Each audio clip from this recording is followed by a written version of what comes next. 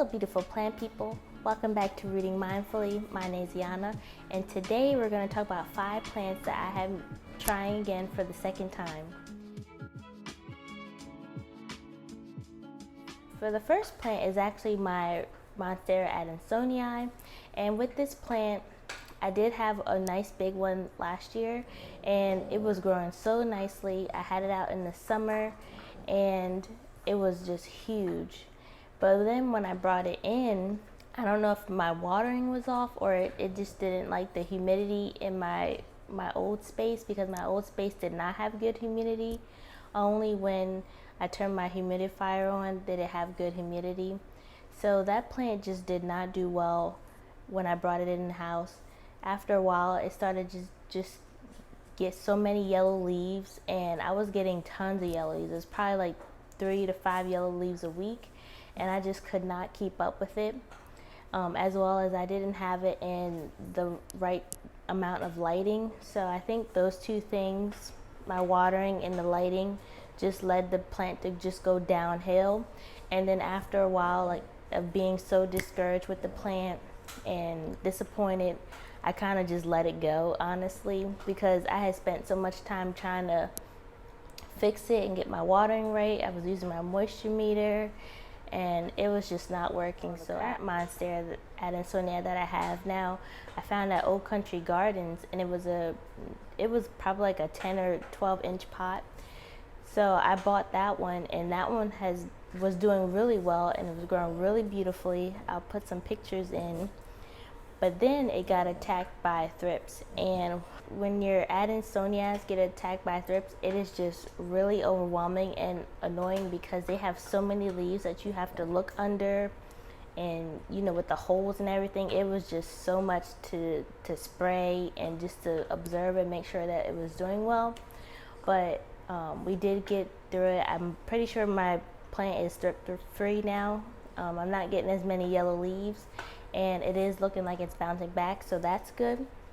But if this plant was to get attacked by thrips again and it just did not do well and it perished, I probably wouldn't buy this plant again. Just the second plant that I have tried again is actually my Rhaphidophora tetrasperma. And for this plant was so expensive when it first came out. You would get like 2 leaves for like $50. But I remember searching Etsy and other places like that looking for the plant, and I did get like a small piece of it. I think it only had like 2 leaves, and it also didn't have that many roots to begin with. So I was really disappointed that the seller sent it out without a lot of roots. So with that plant, I had spent more time rehabilitating it than I was able to even get a lot of growth from it. So I think I was only able to get like 1 or 2 leaves from it before it just didn't do anything. I actually found 2 pots for like $20, and that was like the best deal that I found with this plant. I think they were 6-inch pots, but I put those plants together and made a bigger, fuller plant until that other small plant grew. And so with those 3 combined, that is like the current Rhaphidophora that you guys see now, and I'll put some pictures in.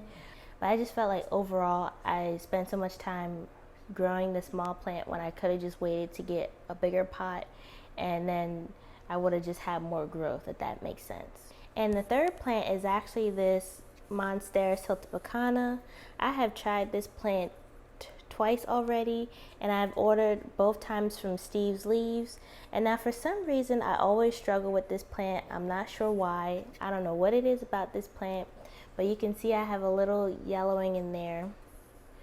Otherwise it looks pretty good. I usually have this on a moss pole, and then after a while, for some reason, I get tired of seeing it on the moss pole. So I took it off the moss pole and cut it back, and this is the result that you're seeing here. The last one I actually had, it looked like it got attacked by some kind of bacteria. So that's why, another reason why I don't spray my plant leaves, because if you spray your plant leaves, you want to make sure that they dry, so that way you don't get any bacteria or mold or anything like that. So you want to make sure you either dry them off or you have a fan to circulate the air. But that is what happened the first time with this plant. But like I said, this one's doing pretty well, and I think I actually need to water it now. And this is another plant that you would have to constantly check the leaves to make sure that you don't have any pest issues. So that's another thing that I'm keeping in mind with plants that have a lot of foliage, just to, you know, be able to maintain them and for pest management. And the fourth plant I'm actually trying for the second time is this Anthurium superbum. Now, I ordered this plant before from Gabriella's Plants, and it was a huge one. I think it was a 6 or 8 inch plant. And when I first ordered from Gabriella's Plants, because I saw that he had really good reviews and people were posting pictures of their plants, and it was just a wonderful experience for their plants. However, when I received my plant from Gabriella's Plants, it looked terrible. Like, it was so bad. Like, all the leaves were all chopped up and bent up. One leaf, the biggest leaf, was like broken like this. Like, the plant looked terrible. And you know, even my mom was like, I think you should reach out to them because that doesn't look good at all. So I had reached out to him. You know, it was a busy time for them. I think they were moving or something, and he said he was going to get back to me. But, you know, he just never got back to me, and we never had a resolution for that. But that's kind of why I don't order from them anymore. And that's not the only incident that I've had from Gabriella's Plants.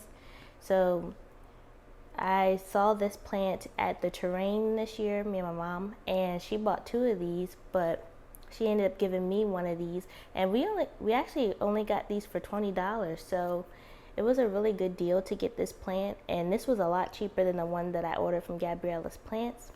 But I just love the ribbing on this plant here. It's really beautiful. It kind of reminds me of like the dino kale. But I love the texture and the structure of this plant just because it grows more upright like a fern. But it's just really beautiful. I do have to water them. I think my anthuriums I'm watering like twice a week. But they seem to really enjoy it because, as you'll see with my next plant, if you don't water them, you'll see the difference, you know, between the leaves. And the last plant that I'm trying again for the second time is actually my Anthurium metallicum, if you can see that in the frame there. And this plant I ordered before last year when I had ordered a bunch of anthuriums. And of course I didn't know the care of anthuriums, and I don't know why I ordered a whole bunch of anthuriums without knowing how to care for them, because obviously they all died. And it did not work out well. But of course, with this one, I'm doing a lot better. This is the third leaf. Actually, the first one that arrived on this plant actually fell off after, I think it was like 6 months of having it, so it was a long time. But this was the second leaf that came in, and you can see that I did not have my watering down on this plant because you can see how curled it is. And with anthuriums, they do like to be watered regularly. They're kind of like ferns. So you can see the difference between this leaf and this leaf here. This leaf, I clearly didn't keep up the water, and you can see how curled that is. And that's not going to bounce back because you didn't give the plant enough moisture.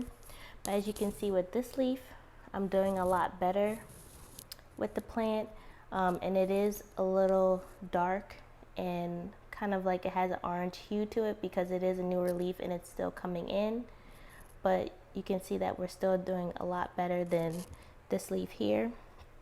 And then actually with the stems or the petioles, you can see that the older one is green while the new one is a more of a red or orange tint to it. I feel like it could use more light because you can see that the petioles are still pretty long.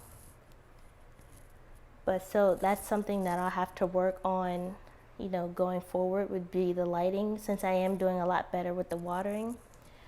But I'm just so happy that this plant is doing a lot better and that I'm getting better at anthuriums. I just mainly have to make sure that I am keeping up on the watering.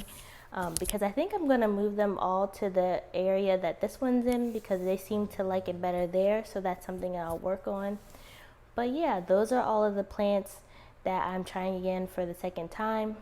some of them didn't arrive well, while others I didn't have the proper care.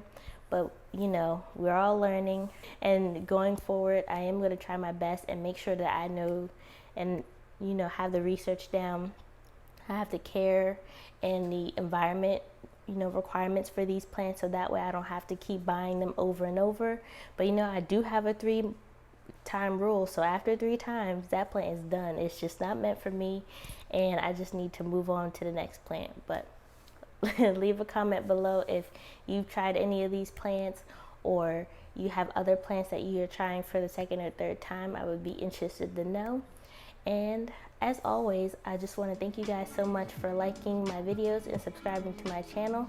Please subscribe and like my videos, and hit the notification bell, so that way you know every time I upload a video. And we'll see you in the next video. Bye.